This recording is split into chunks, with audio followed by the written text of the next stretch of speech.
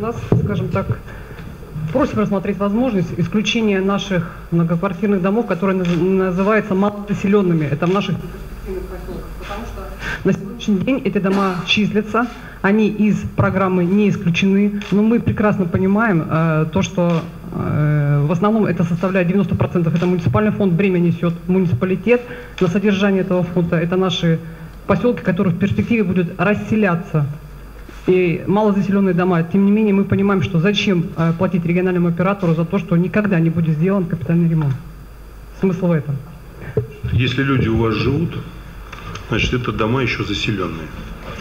Если вы принимаете соответствующую программу отселить эти поселки, значит, дайте мне соответствующую информацию. Когда, в какие сроки эта программа будет выполнена.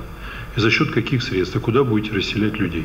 Чтобы принять соответствующее решение, взвешенное, и людям сказать, за что и как они платили, если они будут платить и дальше. Если они не будут дальше платить, то что будет принципиально с их деньгами, которые они внесли, значит, с тем, чтобы улучшить их условия, так сказать, туда, куда они переедут. У нас также идет путаница в платежках. У нас нет удаленного рабочего места на территории города Воркута от нашего регионального оператора. И на сегодняшний день 5 домов, которые включены региональным оператором в ремонт, 3 дома выполнены работы, 2 дома это ремонт кровли, работы даже не приступали. Коллеги, значит, у нас с вами была недавно история, которая как раз казалась, значит, вроде бы как неразрешимая. Значит, вы мне доложили, предыдущий руководитель, доложил о том, что нельзя на сегодняшний день ускоренными темпами людей, которые, условно говоря, должны попасть в программу отселения, значит, соответствующим образом сформировать весь пакет документов. Значит, насколько я понимаю, этот вопрос вот также в обсуждении был решен с точки зрения схемотехники. Вместе со службой, так сказать, кадастра, вместе с МФЦ и вместе, так сказать, с вашим муниципалитетом.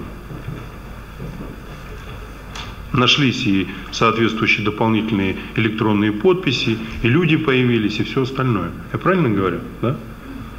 Так что вот в этой работе, пожалуйста, также ответственно примите свое участие и доложите мне о ваших предложениях, которые вы на сегодняшний день хотите сформировать, и что, куда и каким образом вы будете, условно говоря, кого переселять. Вот если вы будете переселять людей, люди должны понять, что деньги потрачены не зря.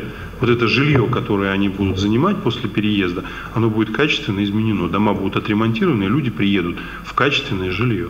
А с этими поселками отдельное решение, что будем делать с ними дальше. Потому что у нас идут затраты по ЖКХ, у нас ресурсы тратятся, у нас резервы, условно говоря, уходят. И все, что с этим связано. А люди страдают. Поэтому от вас, муниципалитета, жду конкретных предложений по этой теме.